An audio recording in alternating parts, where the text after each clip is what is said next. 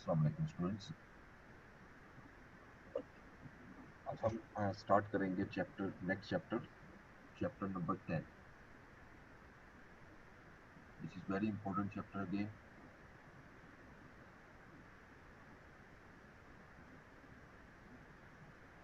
Property, plant and equipment यानी tangible assets.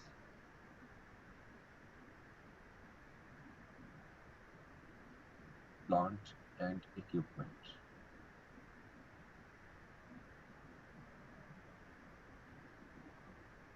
इसको हम पीपीई से, इसके एक्रोनिम पीपीई लिखते हैं हम, property, plant and equipment.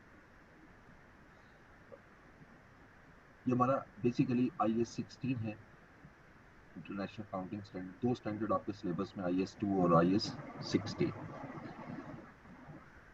IS 16 में हमने क्या क्या पढ़ना है? हमारे सिलेबस में क्या, पूरा स्टैंडर्ड आपके सिलेबस में नहीं है, आधा आपके FR1 के सिलेबस में। इसमें हम डिस्कस करेंगे डेफिनेशंस, कुछ बेसिक डेफिनेशंस डिस्कस करेंगे, then initial recognition and measurement,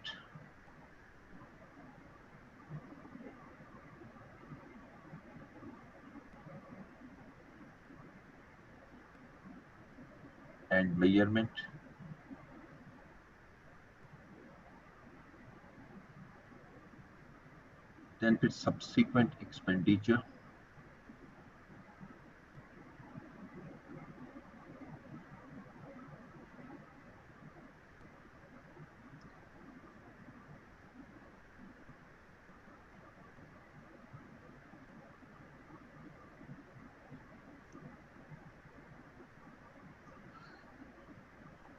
उसके बाद सब्सिक्वेंट मेजरमेंट,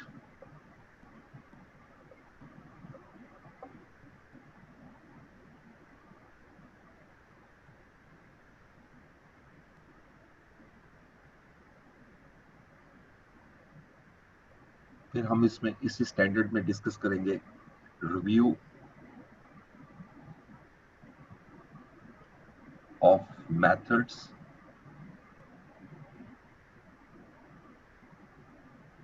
और आखिरी हिस्सा जो हमारे सिलेबस में है दैट इज डी रिकॉग्निशन।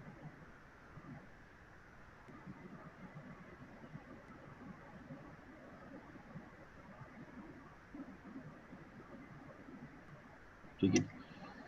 अच्छा, सबसे पहले थोड़ी सी हम डेफिनेशन डिस्कस करते हैं IS 16 के हवाले से।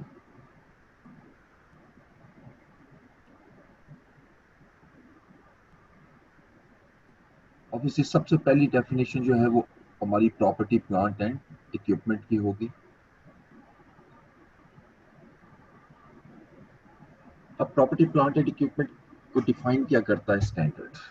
ठीक है, स्टैंडर्ड ये लिखते हैं कि property, plant and equipment is tangible asset. पहली कंडीशन उसने ये दी कि ये टेंजिबल हो, यानी ऐसा एसेट जो फिजिकल एग्जिस्टेंस रखता हो, acquired with the intention of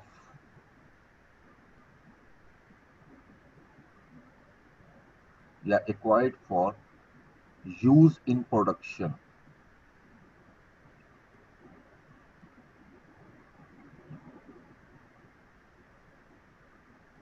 जैसे प्लांट एंड मशीनरी है, अगर हमने कोई प्लांट और मशीनरी खरीदी है, यकीनन हम उसको, या इक्विपमेंट बाय किया है, तो हम उसको यूज करेंगे प्रोडक्शन को, फॉर रेंटल पर्पसेस।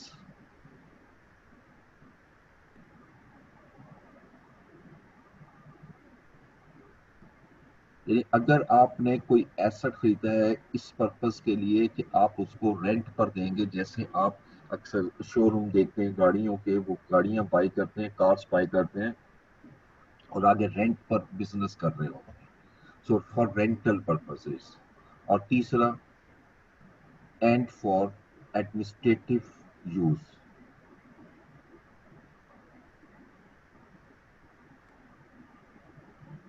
या फिर ऑफिस के रिलेटेड ऑफिस यूज के लिए आप उसको रख रहे हैं, जैसे आप फर्नीचर खरीदते हैं और वो ऑफिस यूज के लिए है। इसके अलावा ऑफिस की भी अलमीराज होती हैं, ऑफिस के फिक्सचर्स होते हैं, ठीक है। इसी तरीके से व्हीकल्स होती हैं ऑफिस के लिए, जो आपका एडमिनिस्ट्रेटिव पर्पसेस के लिए यूज होते हैं, ठीक है। अगर वो सारे एसेट इस कंडीशन में फॉल कर रहे हैं तो वो प्रॉपर्टी प्लांट एंड इक्विपमेंट होंगे। हाँ, इसमें एक एक्सेप्शन है, वो मैं यहाँ जरूर लिखूंगा।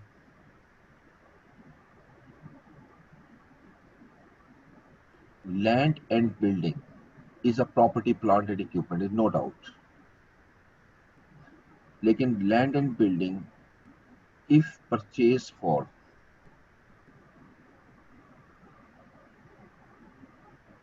rental purposes,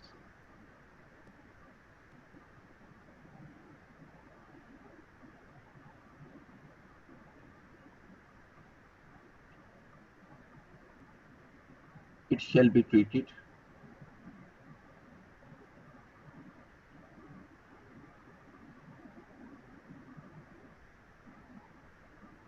under IS 40। वो IS 16 में फॉल नहीं करेगा। IS 40 आप FR1 में पढ़ोगे, ठीक है। इन्वेस्टमेंट प्रॉपर्टी, इसको हम कहते हैं इन्वेस्टमेंट प्रॉपर्टी। यानी इट मींस अब यहाँ पर एक्सेप्शन किस में आई, अगर तो कोई भी एसेट आप खरीद रहे हो इस पर्पस के लिए कि वो हमने यूज करना है एडमिनिस्ट्रेटिव पर्पस के लिए या यूज इन प्रोडक्शन, वो तो प्रॉपर्टी प्लांट एंड इक्विपमेंट है। लेकिन अगर आप रेंटल पर्पसेस के लिए यूज कर रहे हैं तो उसके अंदर लैंड और बिल्डिंग शामिल नहीं है। यानी अब इन सिंपल वर्ड्स, लैंड और बिल्डिंग अगर मैंने एक्वायर की है प्रोडक्शन के लिए यानी फैक्ट्री के लिए या ऑफिस बिल्डिंग के लिए, फिर तो वो प्रॉपर्टी प्लांट एंड इक्विपमेंट में फॉल करेगा। लेकिन अगर आपने इसको बाय किया है इस मकसद के लिए कि आप इसको आगे रेंट पर देंगे, उस सूरत में लैंड और बिल्डिंग IS 40 में फॉल करेगी, वो प्रॉपर्टी प्लांट एंड इक्विपमेंट में फॉल नहीं करेगी, ठीक है। Number 2,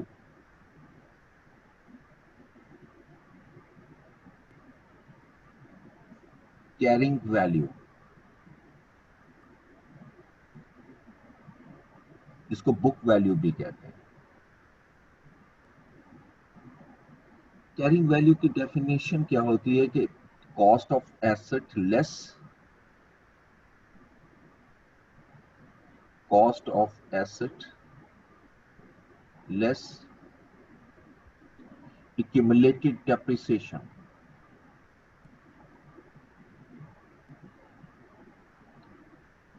accumulated depreciation।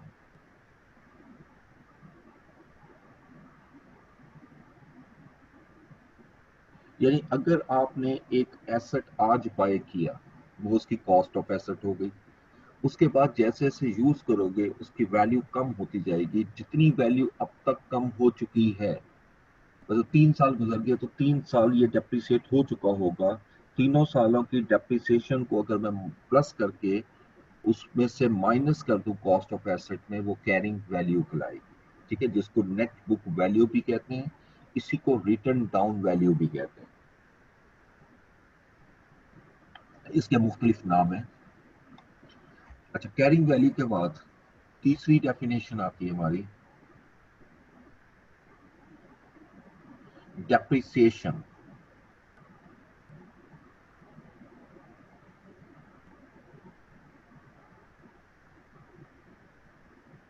इसको हम सिंपली डिफाइन करते हैं a systematic way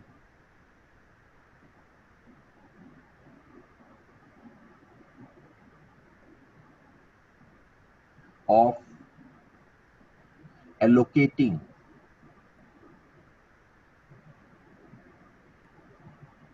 the depreciable amount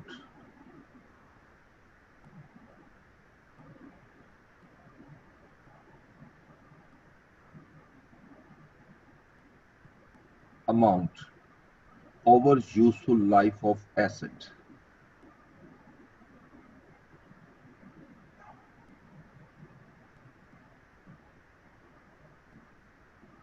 useful life of asset,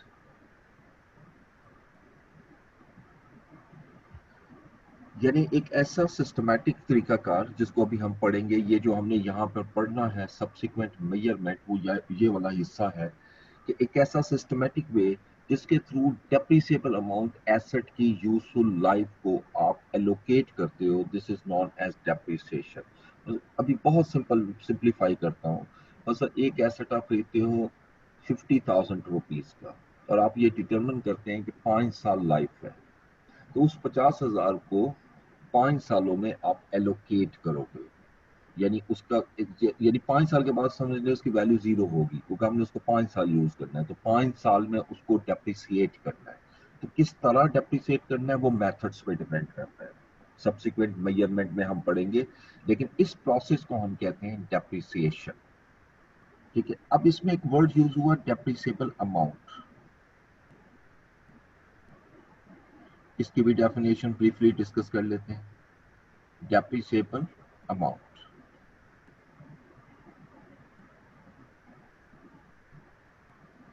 this is very simple. Cost of asset में से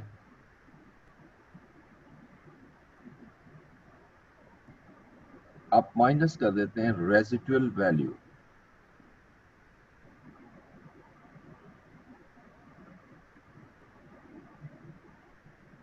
रेजिडुअल वैल्यू वो अमाउंट है जो एसेट की लाइफ खत्म होने के बाद आप उसे रिकवर कर लोगे। मसलन 50,000 का एसेट है, 5,000 में मैं ये एस्टिमेट लगा रहा हूँ कि 5 साल यूज करने के बाद भी ये 5,000 में सेल हो जाएगा। तो 50,000 में से चूंकि 5,000 रिकवर हो जाएगा, बाकी रह गया 45,000, this is known as depreciable amount. अब मैंने एक्चुअली डेप्रिसिएबल अमाउंट को एलोकेट करना है 5 साल में, यानी 45,000 को मैंने 5 साल में एलोकेट करना है, which is known as depreciation. And what is a residual value, जैसे मैंने अभी आपको बताया भी है,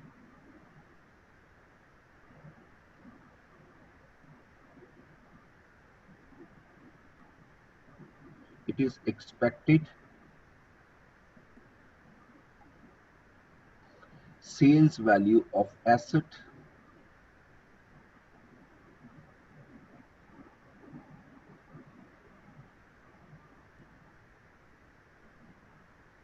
at end of useful life, its useful life। जब एसेट की यूजफुल लाइफ एंड हो जाती है, उसको कितनी वैल्यू में आप सेल कर सकते हो, this is known as residual value. ठीक है, अब ये मैंने आपके सामने 5 डेफिनेशंस लिखी जो ज्यादा यूज होती हैं, जो टर्मिनोलॉजीज हमारी IS 16 में आपके लेवल पे जो यूज होती हैं, इंट्रो लेवल पे, वो मैंने सारी आपके सामने लिखी है। ठीक है, अच्छा, अब डेफिनेशन के बाद, डेफिनेशन में इनिशियल रिकॉग्निशन जाने से पहले इसमें कॉस्ट ऑफ एसेट यूज है, चले वो इधर ही डिस्कस कर लेते हैं, इनिशियल रिकॉग्निशन एंड मेजरमेंट। ठीक है, सेकंड हेडिंग हमारी आती है initial recognition.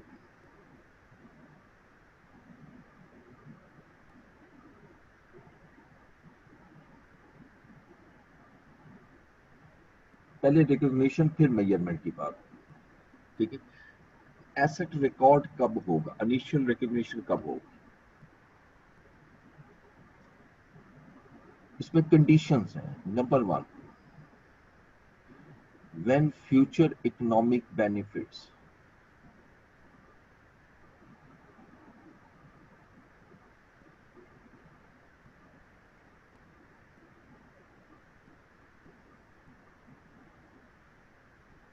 shall inflow to the entity,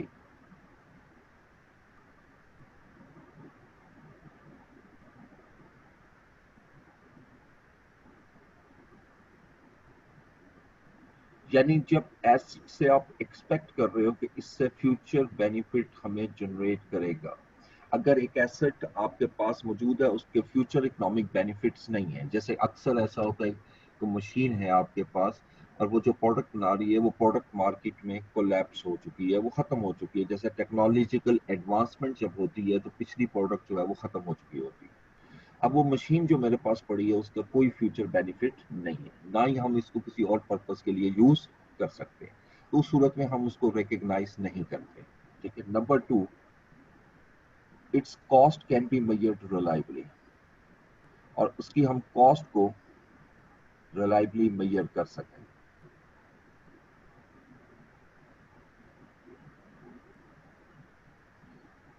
और ये नॉर्मली हो जाती है, रिलायबली मेजर हो जाती है, इसमें इशू नहीं है।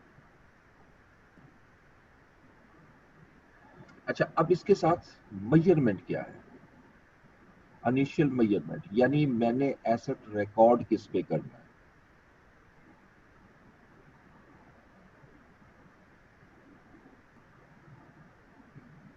स्टैंडर्ड हमें गाइडलाइन देता है कि initially the asset shall be recognised at cost.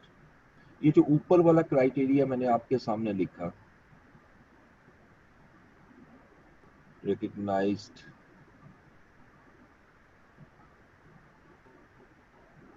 Eight cost, ये जो ऊपर वाला मैंने क्राइटेरिया लिखा नंबर 1 और नंबर 2, बल्कि इसमें तीसरा भी ऐड कर लीजिएगा, it shall meet definition of PPE.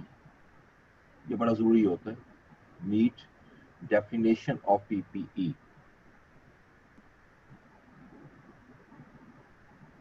Property plant and equipment. For example आप एक एसेट खरीदते हैं, अब उस वो एसेट, पहली बात तो है, पहली चीज आपने देखनी है क्या वो इस डेफिनेशन में फॉल करता है। हम कहते हैं जी डेफिनेशन में फॉल करता है। दूसरा हम देखेंगे क्या इसके फ्यूचर बेनिफिट हम इसके एक्सपेक्टेड हैं, और कि ये हमें फ्यूचर में इनफ्लो जनरेट करके देगा, तो आंसर इज यस। फिर तीसरा आपने देखना है इसकी कॉस्ट रिलायबली मेजर हो सकती है। उसकी रीजन क्या है? क्योंकि उसको आपको रिकग्नाइज करना है कॉस्ट पे, यानी एसेट को इनिशियली हम रिकग्नाइज करते हैं हमेशा कॉस्ट पे। अब कॉस्ट क्या है, ये सबसे अहम चीज है, इस पर पूरा क्वेश्चन भी बनता है आपका। कॉस्ट, व्हाट इज कॉस्ट, इसकी डिटेल में मैंने डिस्कशन करनी है, अगली स्लाइड पे भी मूव करूंगा। अभी मैं सिर्फ ब्रीफली कुछ लिखना चाह रहा हूं यहाँ पर। What is a cost? Cost को हम कहते हैं कि it includes purchase cost,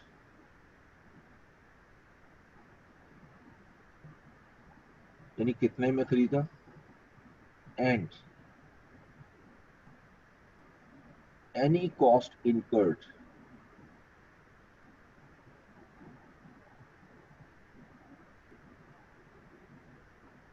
to bring the asset, to bring property, plant and equipment at present location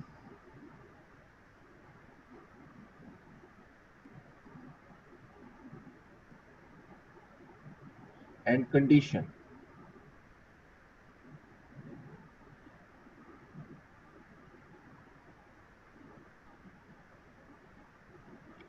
this is interesting, आप तेरा गौर से देखिएगा, इसके अंदर सिर्फ परचेज कॉस्ट नहीं है कि हमने खरीदा कितने में, ये तो आनी आनी है, ठीक है। लेकिन इसके अलावा any cost incurred to bring property, plant and equipment at present location, आप इसमें दो लफ्ज हैं, यानी जहां आप लाना चाह रहे हो वहां तक लाने तक जो भी एक्सपेंस होगा वो भी कॉस्ट ऑफ एसेट में शामिल होगा। मिसाल के तौर पे ट्रांसपोर्टेशन कॉस्ट, अगर आपको कोई कमीशन पे करनी पड़ती है, आपको कोई टैक्सेस पे करने पड़ते हैं, वो सारे इसके अंदर इंक्लूड होंगे, ठीक है। इससे आगे देखें, एंड कंडीशन। कंडीशन बड़ी इंटरेस्टिंग है। कंडीशन का मतलब क्या है? इसको हम कहते हैं कंडीशन इंटेंडेड बाय मैनेजमेंट। यार आप लोगों ने ये एसेट अगर खरीदा है तो किस ऑब्जेक्टिव पे खरीदा है, मकसद क्या है? लाइक आप एक मशीन लाते हैं, हैवी मशीन लेकर आते हैं, बिल्कुल न्यू पैक मशीन है, अब उस पर ट्रांसपोर्टेशन कॉस्ट भी आएगी, वो भी लोगे। अब कंडीशन का मतलब क्या है? मशीन जिस वक्त आपके पास पहुंच जाएगी फैक्ट्री में, तो क्या वो काम करना शुरू कर देगी? Answer is no. हमें इंस्टॉलेशन भी करनी पड़ेगी, विदाउट इंस्टॉलेशन मशीन काम नहीं कर सकती।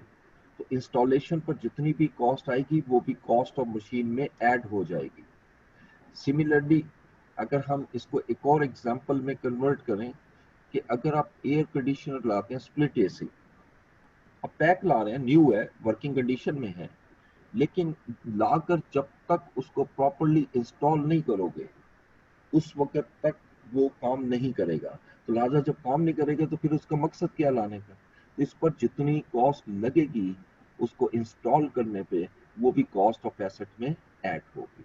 ठीक है, यानी जब तक के वो अवेलेबल फॉर यूज ना हो जाए, यानी जब जब जैसे ये अवेलेबल फॉर यूज होगा उससे पहले पहले जितनी कॉस्ट लगी है वो सारी कॉस्ट ऑफ एसेट में ऐड होगी।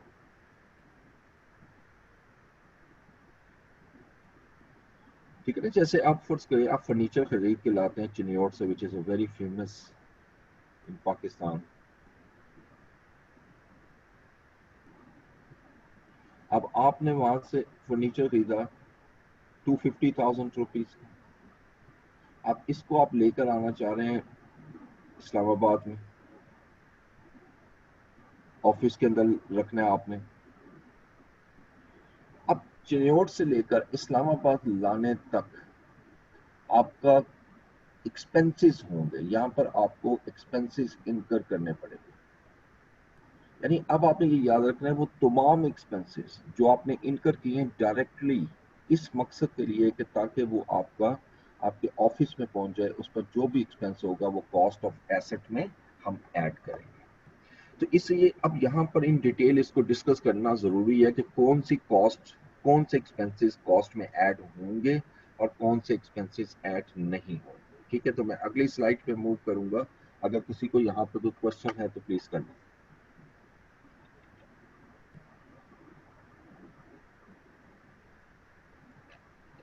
Okay,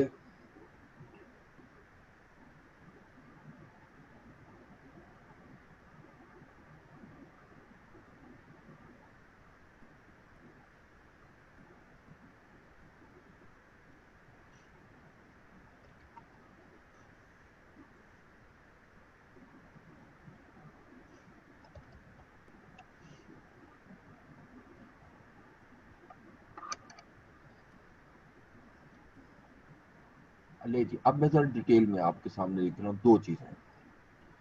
cost includes,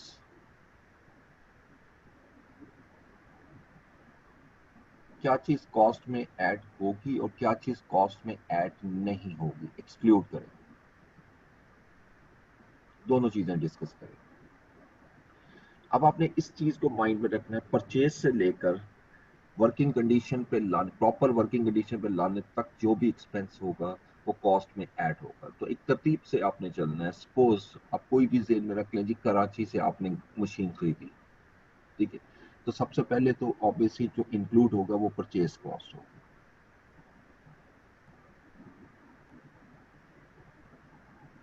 less trade discounts. अगर किसी किस्म का कोई ट्रेड डिस्काउंट है वो लेस करें। वो तो हम अकाउंटिंग में पढ़ भी चुके हैं कि trade discount is not, shall not be shown in books, rather it will be deducted from the cost of asset। जितने में आप खरीद रहे हैं, कोई भी चीज खरीद रहे हैं, उसकी कॉस्ट में से माइनस हो जाता है।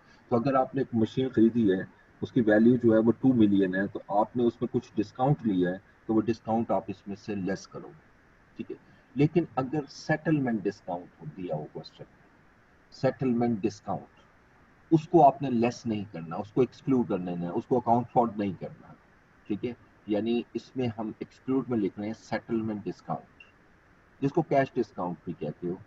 Any discount arises at the time of settlement,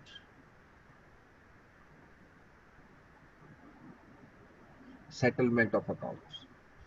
ठीक है, यानी अकाउंट को सेटल करते वक्त जो आपके डिस्काउंट आएगा उसको सेटलमेंट डिस्काउंट कहेंगे। जैसे आपने पेमेंट अब आपने की, तो पेमेंट करते वक्त कुछ अमाउंट कम करवा ली, उस डिस्काउंट को आप कॉस्ट ऑफ एसेट में से लेस नहीं कर सकते, because it is related to cash. ठीक है, वो आपका उससे रिलेट नहीं करेगा। सेकंड, अच्छा अब वहां से आगे ट्रांसपोर्टेशन कॉस्ट आएगी, यानी जैसे आपने फ्रेट पे किया वो भी कॉस्ट इसमें आएगी। इसके बाद रास्ते में आप टोल प्लाजा देते हो जिसको ऑक्ट्रॉय कहते हैं, ऑक्ट्रॉय ड्यूटीज, वो भी आप पे करेंगे। अच्छा, फिर आप टैक्सेस भी पे करेंगे, इनकम टैक्स हो या सेल्स टैक्स। लेकिन ये याद रखें टैक्सेबल टैक्सेस वो ऐड करेंगे जो नॉन रिफंडेबल या नॉन एडजस्टेबल।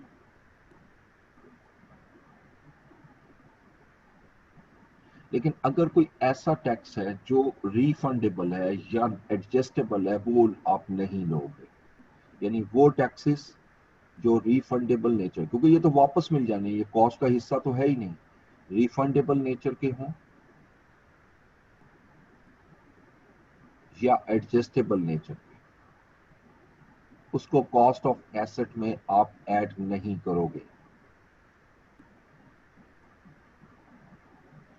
अच्छा जी, अब मशीन जो है वो आपके पास आ चुकी है, यानी जहां आपने फैक्ट्री लगाई है वहां पर ये मशीन आ चुकी है।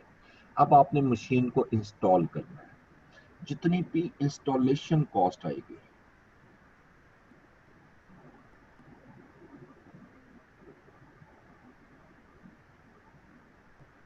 वो भी आप कॉस्ट ऑफ एसेट में ऐड करो।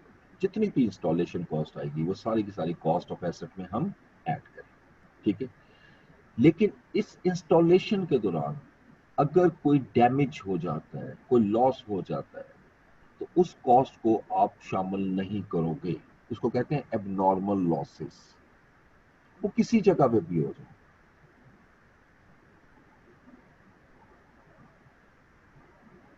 एबनॉर्मल लॉसेस, अब एबनॉर्मल लॉसेस क्या है?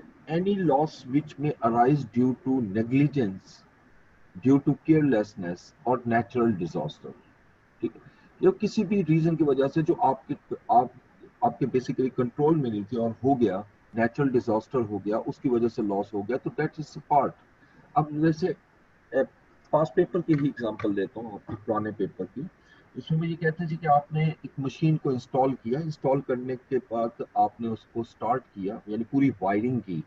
वायरिंग करने के बाद उसने स्टार्ट किया, अनफॉर्चुनेटली जितनी वायरिंग वो सारी डैमेज हो गई, और उसकी रीजन ये थी कि वो इलेक्ट्रिशियन की नेग्लिजेंस की वजह से ये सारा हुआ। अब आपको दोबारा से वायरिंग करनी पड़ी।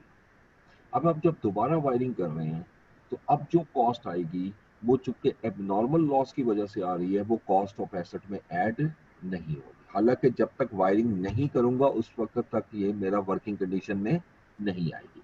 लेकिन चूंकि एक दफा हम कॉस्ट लगा चुके हैं, जब सेकंड टाइम हम लगाएंगे तो वो उसमें शामिल नहीं। ठीक है। अच्छा, इंस्टॉलेशन भी हो गई। इंस्टॉलेशन के बाद सम टाइम ऐसा होता है, कुछ मशीन होती है बहुत हैवी, और उनको टेस्ट किया जाता है। और टेस्ट कैसे किया जाएगा? इंस्टॉल करने के बाद टेस्ट करने का तरीका है कि बाकायदा उसमें से आप 24 घंटे, 48 घंटे, 72 hours, depending upon the nature of the machine, आप उसको ऑपरेट करते हो और उसमें से यूनिट्स बनाते हो, प्रोडक्शन करते हो जैसे नॉर्मली प्रोडक्शन करते हैं। अच्छा, इस यूनिट्स को प्रोड्यूस करने का मकसद ये नहीं है कि आपने इसको सेल करना है, इन यूनिट्स को।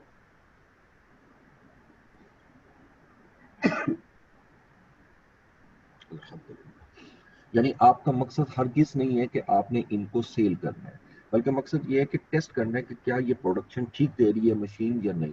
क्योंकि कई मशीन जब इंस्टॉलेशन ठीक नहीं होगी तो वो प्रॉपर प्रोडक्शन नहीं दे सकती। उसको कहते हैं pre production testing cost. Pre production testing cost,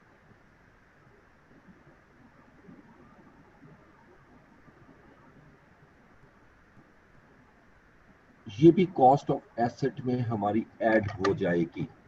जब हम टेस्ट करते हैं मशीन को, उस पर जितनी भी कॉस्ट आएगी वो भी उसमें शामिल होगी। अच्छा, अब आपने प्रोडक्शन की, टेस्ट जो प्रोडक्शन निकली, यूनिट आपने बनाए, वो बिल्कुल ठीक बने। अब उसका मकसद ये नहीं था कि आपने इसको सेल करना है, लेकिन वो यूनिट चूंकि ज्यादा है, कुछ फ्री सैम्पलिंग भी कर रहे हैं, कुछ फ्री में भी दे दें लोगों को, लेकिन उसके बावजूद जो बच जाते हैं वो कंपनी इसको सेल कर देती है। अब उसमें से कुछ ना कुछ अमाउंट हमें रिकवर हो जाती है। तो ये याद रखना है कि pre production testing cost net लेनी। नेट का यहाँ मतलब क्या है? कॉस्ट माइनस उसकी उसकी scrap value, sales value. Sale minus cost नहीं करना, क्योंकि इसकी कॉस्ट ज्यादा होगी और सेल कम होगी, क्योंकि जैसे कम कीमत पर भी आप सेल कर देते हैं सैंपल्स के तौर पर, या फ्री में डिस्ट्रीब्यूट कर देते हैं। तो लिहाजा इसकी हमेशा कॉस्ट ज्यादा होगी। तो लेकिन जितनी उसमें से रिकवर हो रही है ना कॉस्ट, वो आप उसमें से माइनस कर दोगे। This is non pre production testing cost. ठीक है। अच्छा, अब उसके बाद आखिरी बात डिस्कस कर सर लेते ये नेट वाला दोबारा समझाइएगा, कॉस्ट माइनस सेल किस हैं। तरह की है नेट, ये? जी मैं दोबारा दोबारा बोल देता हूँ। नेट का मतलब ये होता है कि आपने जो प्रोडक्शन किया उसमें से टेस्टिंग के लिए बेशक किया है, लेकिन यूनिट टू प्रोड्यूस में उस यूनिट को आप आगे सेल कर देते हो और उससे कुछ ना कुछ रेवेन्यू जनरेट हो जाता है। ठीक है। वो रेवेन्यू जितना भी जनरेट हो रहा है वो इसी कॉस्ट में से माइनस करके जो अमाउंट बचेगी वो कॉस्ट में ऐड करेंगे। ठीक है। बस हमारी 70,000 कॉस्ट लगी है, टेस्टिंग कॉस्ट। अब उसमें से जो यूनिट प्रोड्यूस हुए कुछ फ्री दे दिए लोगों को, कुछ एम्प्लॉयज को दे दिए, जो बच गए वो आपने सेल कर दिए। अब सेल करके उसमें से 40,000 हमें रेवेन्यू जनरेट हो जाता है। तो इसका मतलब 70,000 में से 40,000 जब मैं लेस करूंगा तो रिमेनिंग 30,000 वो cost of property plant and equipment में ऐड हो जाए। ठीक हो गया।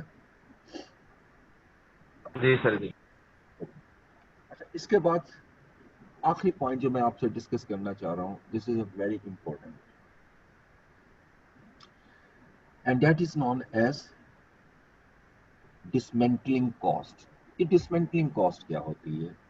बेसिकली एक एसेट जब आप इंस्टॉल करते हो हैवी मशीन्स में, खास तौर पे ये छोटी छोटी मशीन्स में डिसमेंटलिंग कॉस्ट ना होने के बराबर होती है, लेकिन बहुत हैवी मशीन्स है। अब आपने उसकी लाइफ आपने डिटरमिन कीजिए 5 साल ये काम होगा।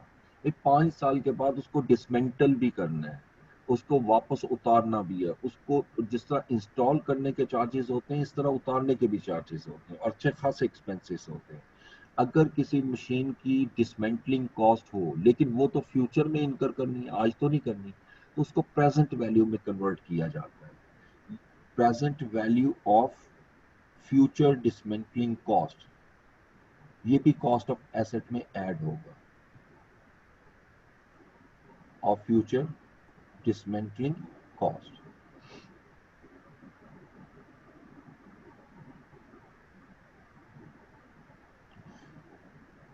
और इसको तो आप पढ़ चुके हो क्यूएमएस में प्रेजेंट वैल्यू कैसे कैलकुलेट करते हैं।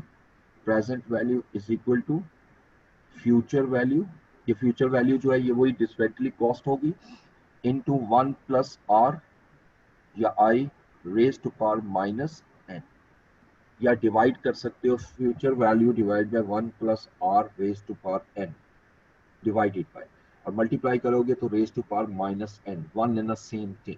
यानी present value of future dismantling cost है, ये भी कॉस्ट का आपका हिस्सा होगी।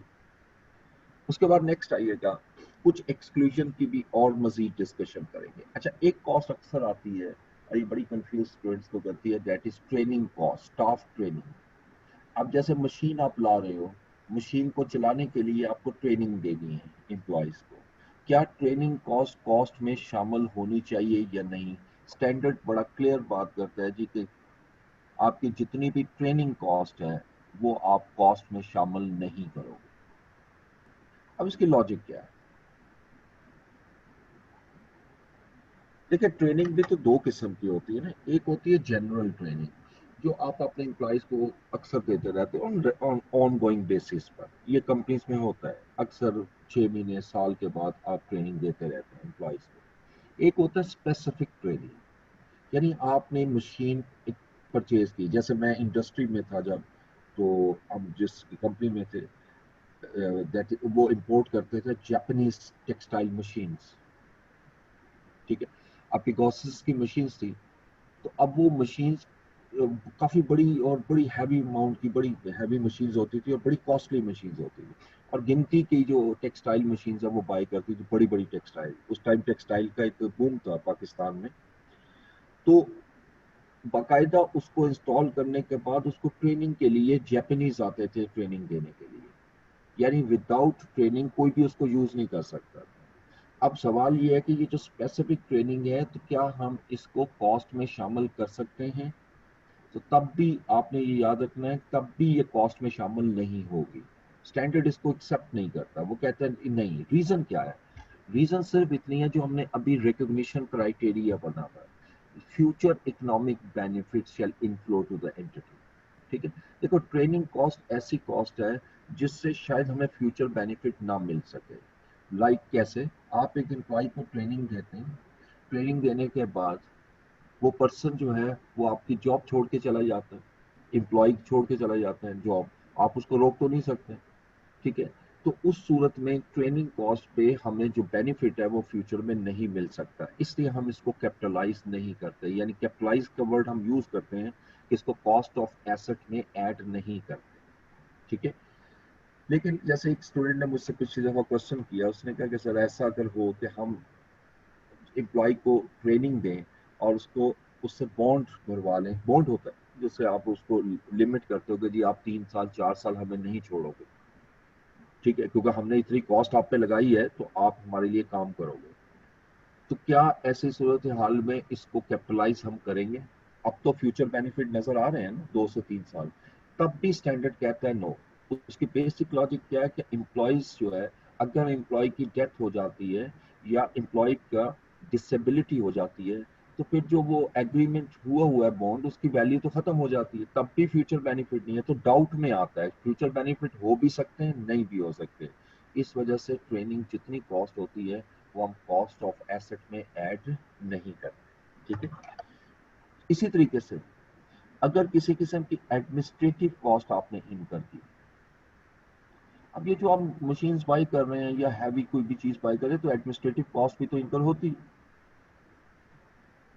एडमिनिस्ट्रेटिव कॉस्ट आप कॉस्ट ऑफ एसेट में ऐड नहीं करेंगे, लेकिन यहाँ एक चीज ऐड कर लूँ, अगर ये एडमिनिस्ट्रेटिव कॉस्ट स्पेसिफिक हो, मिसाल के तौर पे आपने उस मशीन को बाई करने के लिए टेक्निकल पर्सन को हायर किया एज अ कंसल्टेंट, ठीक है, एज अ कंसल्टेंट का मैंने वर्ड यूज किया, he is not our employ, उस सूरत में उसको जो हम पेमेंट करेंगे वो यकीनी बात है वो एडमिनिस्ट्रेटिव कॉस्ट होगी, लेकिन वो कॉस्ट ऑफ एसेट में हम ऐड करेंगे।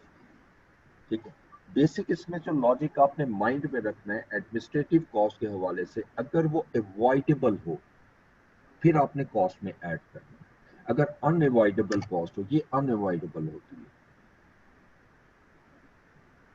अनअवॉइडेबल का क्या मतलब है, चाहे ये मशीन खरीदें या ना खरीदें ये कॉस्ट इनकर होगी। और अवॉइडेबल का मतलब क्या है, अगर मशीन बाई करेंगे तो हमने पेमेंट करनी है, हमने ये एक्सपेंस होगा, अगर नहीं बाई करेंगे तो ये एक्सपेंस नहीं होगा। तो वो चूंकि डायरेक्टली एट्रीब्यूट हो जाता है, इसलिए हम उसको कॉस्ट ऑफ एसेट में बाकायदा ऐड करते हैं। ठीक है जी, ये मैंने आपके सामने सारा लिखा कि क्या चीज ऐड होगी और क्या चीज ऐड नहीं होगी। जरा एक आधी एग्जांपल इस हवाले से मैं आपकी बुक से लेना चाह रहा हूँ, देखते हैं वहां पर एक आधी बुक क्वेश्चन दिया हुआ था इससे रिलेटेड। 485 375,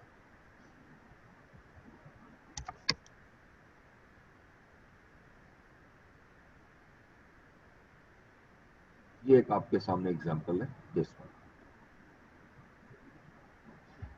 अब आपने इसको खुद देखना है और मुझे बताना है कि किस कॉस्ट को लेंगे किस कॉस्ट को नहीं लेंगे। Company has purchase a large item of plant, following cost for input पहले पढ़ लेते हैं। लिस्ट प्राइस ऑफ मशीन है, ट्रेड डिस्काउंट गिवन है, डिलीवरी कॉस्ट है, इंस्टॉलेशन कॉस्ट है, कॉस्ट ऑफ साइट प्रिपरेशन है, आर्किटेक्ट फी है और एडमिनिस्ट्रेटिव एक्सपेंसेस है। लेकिन नीचे फर्दर वो लिखता है local government officials have granted the company a license to operate the asset on a condition that company will remove the asset and return the site to its former condition at the end of asset's life. Company has recognized a liability of 250,000 in respect of expected clearance cost. अब इसमें से कौन सी cost शामिल होगी और कौन सी नहीं होगी? जी, list price of the machine, इसको लेंगे या नहीं लेंगे। लेंगे? ट्रेड डिस्काउंट और ये सर इसको माइनस कर देंगे लिस्ट प्राइस। माइनस, असल में ये जो आपको लिस्ट प्राइस दी हुई है 1 मिलियन, इसमें से ट्रेड डिस्काउंट माइनस कर देंगे, जैसे मैंने अभी आपके सामने ये वर्ड लिखा था, purchase cost less trade discount, तो जितना ट्रेड डिस्काउंट है वो आप इसमें से लेस करोगे। देन फिर डिलीवरी कॉस्ट आ जाती है, डिलीवरी कॉस्ट आप लोगे कॉस्ट ऑफ एसेट में, Yes, sir. जी बिल्कुल लेंगे, क्योंकि any cost incurred to bring the asset at present location. Installation cost हम कॉस्ट में लेंगे। Yes, sir. जी बिल्कुल, इंस्टॉलेशन तो मेजर पार्ट है। Cost of site preparation, Yes. Site cost जी बिल्कुल लेंगे, क्योंकि जब तक आप साइट प्रिपेयर नहीं करेंगे तो इंस्टॉलेशन नहीं हो सकती। देखिए इंस्टॉलेशन से पहले भी जैसे आप कई दफ़ा प्लिंथ बनाते हो, हैवी मशीन्स होती हैं, वाइब्रेशंस बहुत ज़्यादा होती हैं उन मशीन्स में, तो आप ज़मीन के नीचे जिसको बुनियादें कह लें, आप बाकायदा उसके पिलर्स खड़े करते हैं और उसके ऊपर इंस्टॉल करते हैं, तो दिस इज साइट प्रिपरेशन, आप उसको पूरा प्रिपेयर कर रहे हो। आर्किटेक्ट फी, Yes. इसको भी लेंगे कि मशीन्स कहाँ इंस्टॉल करनी है, उससे कई मरतबा आर्किटेक्ट की हमें सर्विसेज लेनी पड़ती हैं और ये हमारा कंसल्टेंट होगा। एडमिनिस्ट्रेटिव एक्सपेंसेस क्या लेने चाहिए हमें? No, sir. नो। और ये जो आखिर में No. दिया 250,000 जो अभी हमने पढ़ा, क्या ये कॉस्ट में ऐड होगा? यस सर, लेंगे ये सर, ये डिसमेंटलिंग। लेंगे, ये डिसमेंटलिंग कॉस्ट है, ठीक है। अच्छा, अब यहाँ प्रेजेंट वैल्यू की हमने डिस्कशन की थी, जब उसने एक अमाउंट दी हो ना, और तो ये प्रेजेंट वैल्यू में कैलकुलेट करके दी होती है उसने, तो ये 250,000 भी हम कॉस्ट में ऐड करेंगे। ये तो अभी बहुत सिंपल सी एग्जांपल दी हुई है। अब मैं थोड़ा सा आपको आता हूँ इम्पोर्ट के हवाले से। देखो कई दफा आप इम्पोर्ट करते हो, इम्पोर्ट में कुछ चीजें ज्यादा आ जाती हैं। देखो इम्पोर्ट में क्या होना है, यहाँ से अगर देखें तो परचेज से लेकर आप आगे तक चले हो इंस्टॉलेशन तक। देखिए परचेज करने के दौरान जो आपके एक्सपेंसेस आ रहे हैं इंपोर्ट में, वो दो हो जाएंगे। एक expenses from country to country, एक expenses from within the country.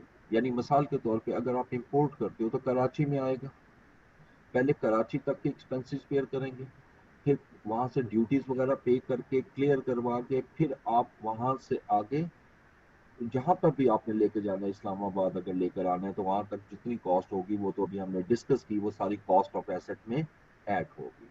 अच्छा, जब इंपोर्ट करते हैं तो यहाँ कुछ टर्मिनोलॉजीज यूज होती हैं, उसको डिस्कस करना चाह रहा हूँ। एक होती है कस्टम ड्यूटी, बहुत ज्यादा नहीं है, दो तीन है। कोई भी चीज जब आप इंपोर्ट करते हो तो उस पर कस्टम ड्यूटी आपको पे करनी पड़ती है। क्या इसको कॉस्ट ऑफ एसेट में मुझे ऐड करना चाहिए?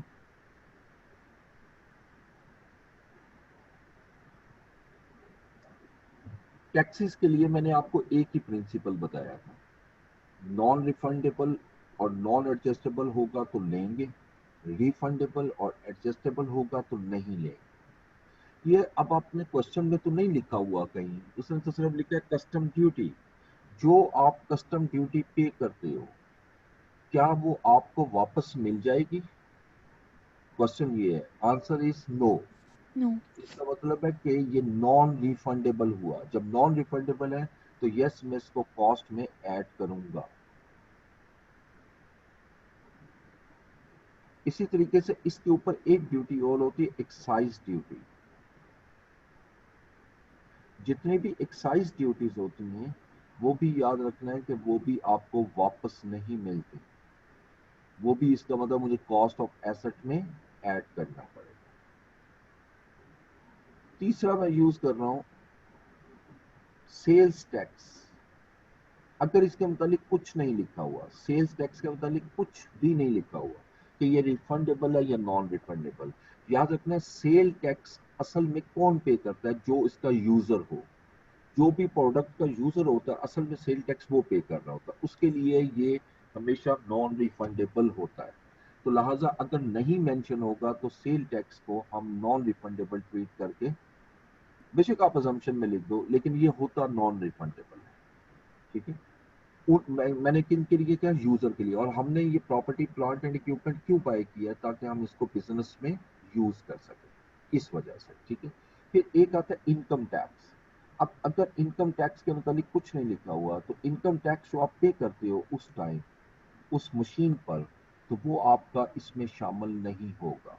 क्यों? क्योंकि इनकम टैक्स जो अक्सर पे किए जाते हैं ये एडवांस टैक्स होते हैं, और जब आप फाइनल टैक्स दोगे अपना उसमें से ये डिडक्ट कर लोगे कि मैं ये पे कर चुका हूँ आप, ठीक है। तो इसलिए ये एडजस्टेबल नेचर का होता है। हाँ, अगर वो लिख दे इनकम टैक्स नॉन एडजस्टेबल तो फिर आप ऐड कर दें। अगर मैंने ये लिखा कि अगर कुछ नहीं लिखा हुआ, इनकम टैक्स का वर्ड है, तो ये आपको मोस्टली रिफंडेबल या एडजस्टेबल होता है, इसको कॉस्ट में हम ऐड नहीं करेंगे। इंपोर्ट के बाद नेक्स्ट में हमारे पास एक आता है डेमरेज चार्जेस। डेमरेज चार्जेस ये होते क्या? देखिए, आपकी जब भी कोई भी शिपमेंट आती है आउट ऑफ कंट्री से कस्टम्स में, तो उसके कुछ डेज होते हैं जिसमें आपने उसको क्लियर करवाना होता है, ठीक है। अब फर्ज करें 15 दिन का उन्होंने टाइम दिया जी आप इसको क्लियर करवाएं। अब 15 डे तक वो चीज़ें वहीं पड़ी रहेंगी उनके गोडाउन में, उस पर वो जो चार्जेस उनके आ रहे हैं एक्साइज वालों के, वो आपसे लेंगे। वो चार्जेस जो है ना, वो भी मैं लिख देता हूँ, उसको कहते हैं क्लियरिंग चार्जेस, वो इसमें शामिल होते हैं। लेकिन अगर आप डिले करते हैं, यानी शिपमेंट आप रिसीव नहीं करते, ये तो ऐड होंगे। शिपमेंट रिसीव नहीं करते, 10 दिन आप डिले कर देते हैं, तो 10 डेज के आपको एक्स्ट्रा पेमेंट करनी पड़ेगी। Extra payment, that is demurrage charges. अब बताइएगा कि इसको कॉस्ट में ऐड करना है या नहीं करना?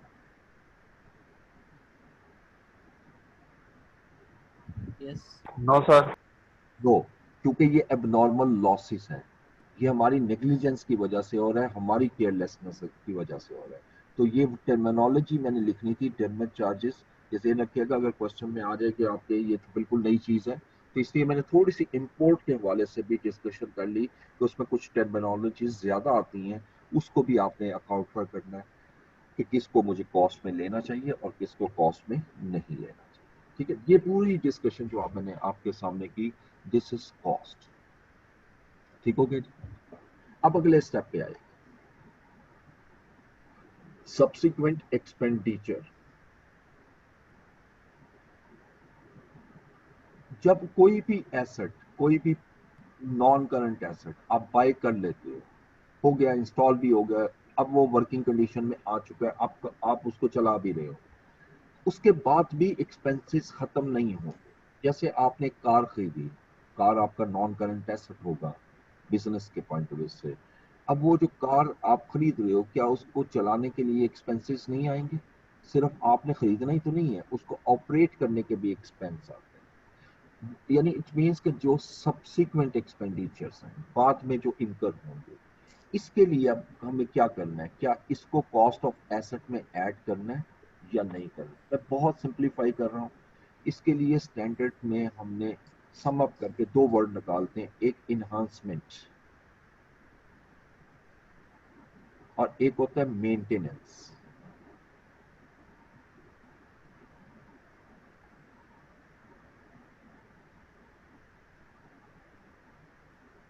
एनहांसमेंट को हम फर्दर एलेबोरेट करते हैं, ऐसा एक्सपेंस जो इंक्रीज कर दे यूजफुल लाइफ ऑफ एसेट, वो उस एसेट की यूजफुल लाइफ को इंक्रीज कर दे, वो एनहांसमेंट में आएगा। या वो एसेट जो इंक्रीज कर दे profit earning capacity of asset, जो उसकी प्रॉफिट अर्निंग कैपेसिटी को इंक्रीज कर दे,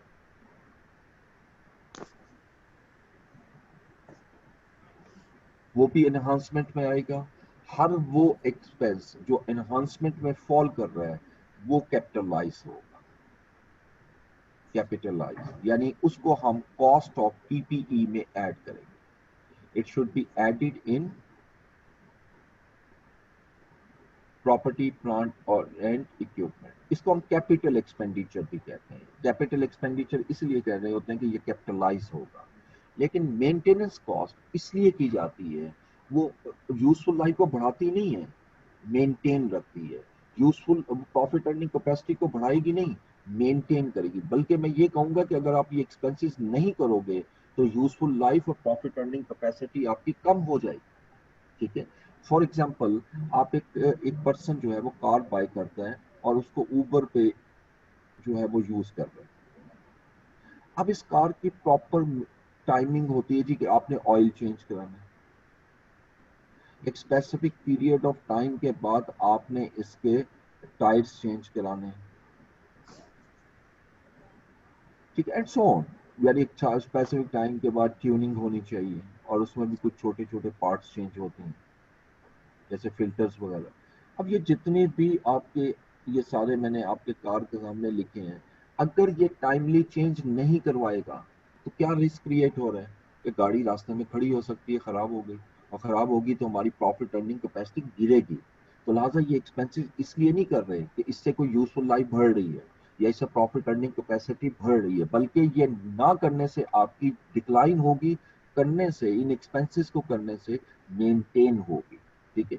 तो लिहाजा इसको कैपिटलाइज नहीं किया जाता, इसको चार्ज एज एक्सपेंस किया जाता है, ये प्रॉफिट एंड लॉस में जाता है, charge as expense in SOCI, ये सीधा हम एसओसीआई में ले जाते हैं।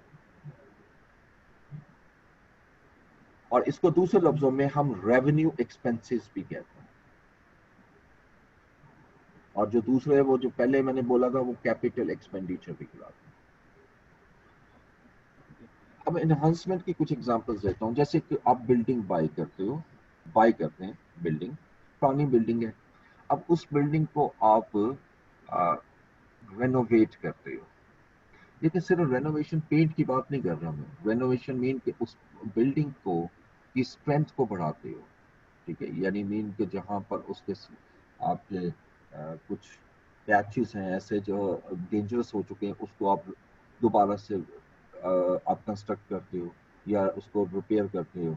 अब इसको करने के बाद जब बिल्डिंग को फुली आप रिनोवेट कर देते हो, ये जितना भी एक्सपेंस किया है इसने उस बिल्डिंग की यूजफुल लाइफ को बढ़ा दिया है, ये एक्सपेंस जो है एनहांसमेंट। जी ये कौन है जी, क्वेश्चन करना चाह रहे हैं? समीर अली, ऑडियो ऑफ करें या क्वेश्चन करें?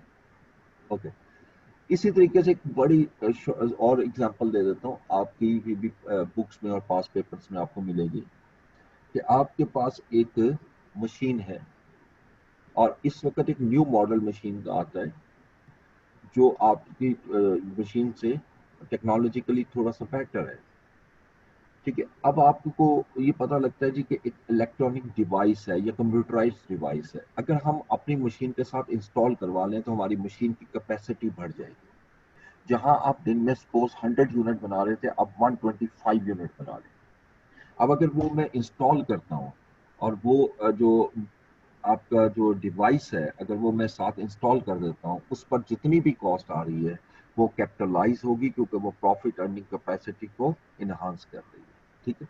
तो इसलिए जिस वक्त आपका एक एसेट क्लोज हो जाता है यानी खरीद लिया, यूज में आ गया, उसके बाद भी एक्सपेंसेस को आपने अकाउंट फॉर करना होता है। ज्यादातर एक्सपेंसेस तो मेंटेनेंस होते हैं, लेकिन बीच में कोई अगर ऐसा एक्सपेंस आ जो जो एनहांसमेंट में जा रहा है तो उसको आपने लाजमन कॉस्ट ऑफ एसेट में ऐड करना, ठीक है। This is known as subsequent expenditure. अब इसके बाद आ जाते हैं हमारे पास सब्सिक्वेंट मेजरमेंट, और इसकी डिटेल जो है वो डिस्कस करेंगे हम इन डिटेल। ये काफी लेंथी है सब्सिक्वेंट एक्सपेंडिचर, और क्वेश्चन आपका यहाँ से बहुत ज्यादा आता है। ये सब्सिक्वेंट मेजरमेंट, इसके दो हिस्से हैं, एक हिस्सा तो आप पढ़ोगे FAR 1 में, यहाँ पर मैं इसको लिंक कर रहा हूँ subsequently asset shall B depreciated, यानी डेप्रिसिएशन मेथड्स। डेप्रिसिएशन क्या होती है, क्यों कैलकुलेट की जाती है, वो इंशाल्लाह अब हम इसको मैं आज नहीं स्टार्ट करूंगा क्योंकि दरमियान में नहीं छोड़ना चाह रहा, ये एक ही गो में हम नेक्स्ट लेक्चर में इंशाल्लाह डिस्कस करेंगे, ठीक है। यहाँ तक कोई क्वेश्चन हो तो पूछ लीजिएगा प्लीज। सर कल के टॉपिक में क्वेश्चन था। जी बोलिएगा, दोबारा आवाज नहीं आई।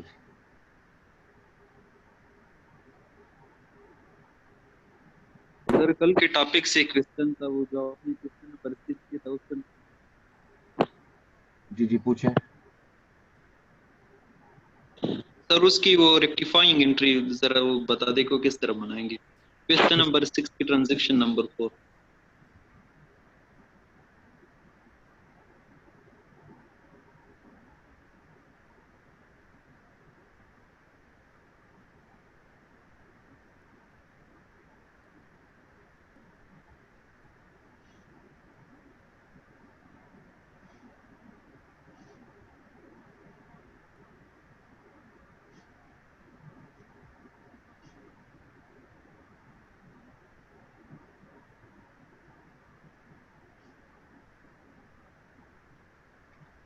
prepaid insurance amounting to 660 pertaining to the period from 1st July 2013 to 31st December 2013 was not brought forward from the previous year. Difference in trial balance was removed by creating a suspense account. At the year end, when actual error was identified, suspense account was creating by debiting prepaid. ठीक है. अब basically हुआ ये कि आपका एक prepaid expense था, वो आपका जुलाई 13 से लेकर दिसंबर 13 तक था. ठीक है. आपका ईयर एंड कब हो रहा है? 30 जून को, 30 जून 2014 को. ये 6 मंथ का प्रीपेड था. ये